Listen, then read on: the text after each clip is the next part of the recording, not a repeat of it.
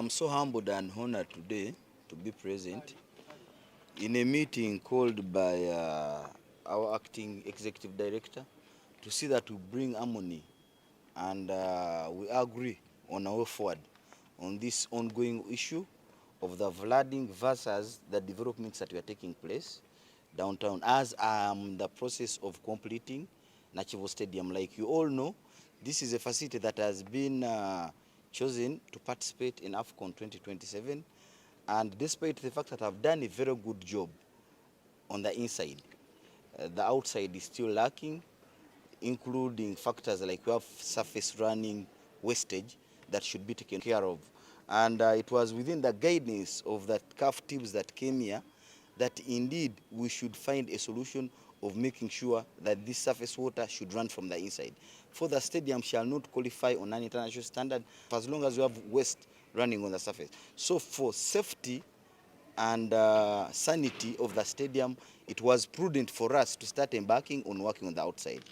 But as guided, I've been put to stop on whatever I'm doing by KCCA so that they come and give technical support and guidance on how it should be done. And I've welcomed the idea, and no one is above the law.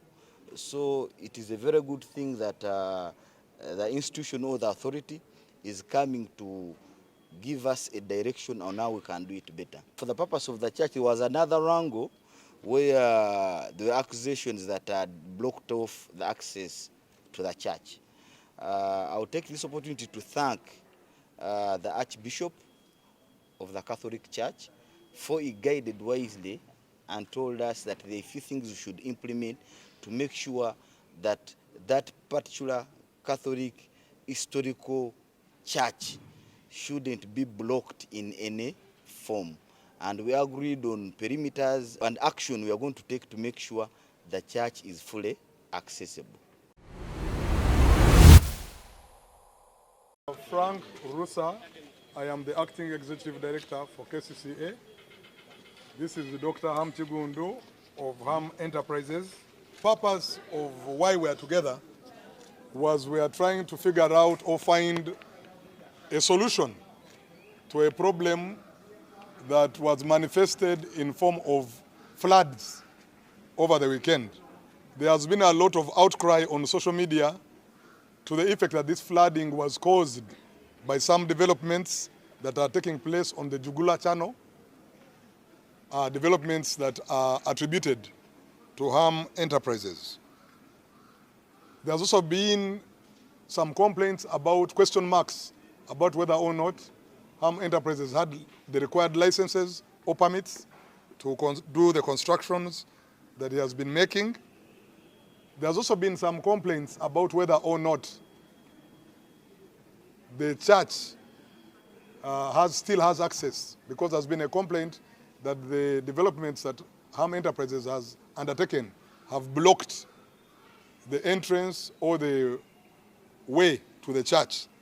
This is an important church. It is named after one of the martyrs of Uganda. It's believed that about 2 martyrs died in that place in the late 1800s, and therefore that's a very major church or shrine site for the Catholic Church. I want to report that we have had a very constructive meeting.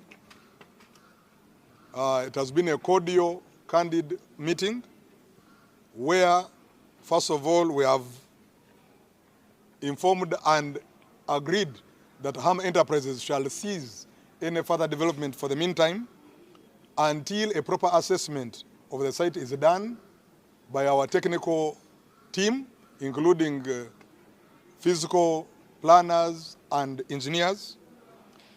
Secondly, we have learned from Ham, Dr. Ham Tigundu, that he has agreed with the Catholic Church to make provision for a road to lead to the church and allow easy access of members of that church to be able to go and practice their faith and worship God in that church.